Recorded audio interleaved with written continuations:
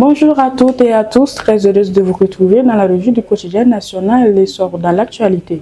Le général Élie Jean Dao, officier supérieur expérimenté des forces armées maliennes, a été nommé à un poste stratégique dans un contexte sécuritaire marqué par de nombreux défis.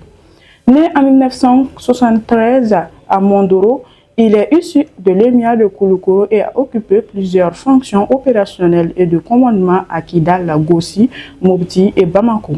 Reconnu pour sa rigueur et son expérience du terrain, il est désormais chargé d'accompagner la transformation opérationnelle des femmes et de renforcer la souveraineté sécuritaire du Mali face à la menace terroriste. Après ce volet sécuritaire marqué par la réorganisation du commandement militaire, la DILPA a également fait le point sur les opérations des femmes en cours sur le terrain face à la menace terroriste. Le commandant Djibrila Maïga, chef d'escorte et sous-directeur des relations publiques des armées, a animé hier un point de presse sur la situation sécuritaire après les attaques du 25 avril. Il a indiqué que les femmes ont déjoué plusieurs attaques terroristes, neutralisé de nombreux combattants et poursuivent les opérations sur l'ensemble du territoire. Malgré les tentatives de perturbation, les principaux axes routiers restent praticables et l'approvisionnement du pays est assuré. Il a appelé les populations à éviter la justice populaire, à collaborer avec les autorités via le centre d'Emesso et à rester vigilants face à la désinformation et aux usurpations d'uniformes militaires. Sur un autre plan de la société, les questions de sécurité urbaine demeurent au centre des préoccupations, notamment après le drame survenu récemment à Sogonuko.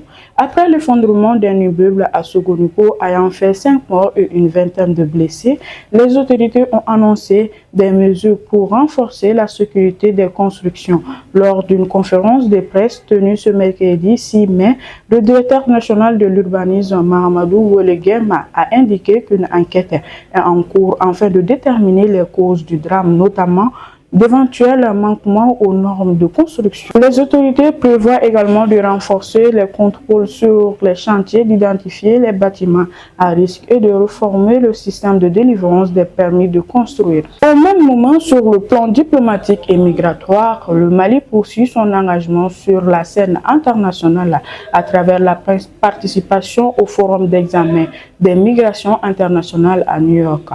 Le ministre des Maliens établi à l'extérieur et de l'intégration africaine, Moussa Ag Atayer, représente le Mali au Forum d'examen des migrations internationales qui se tient au 5 au 8 mai 2026 à New York, consacré à l'évolution du pacte mondial sur les migrations. Le Mali, signataire de cet accord, y affirme son engagement pour une gouvernance migratoire plus humaine et concertée. Dans son intervention, le ministre a mis en avant les efforts du Mali pour renforcer la protection consulaire, moderniser les services aux migrants, améliorer l'accès aux services essentiels et valoriser le rôle de la diaspora dans le développement national. Enfin, sur une note sportive, notre pays se prépare à accueillir un événement continental majeur.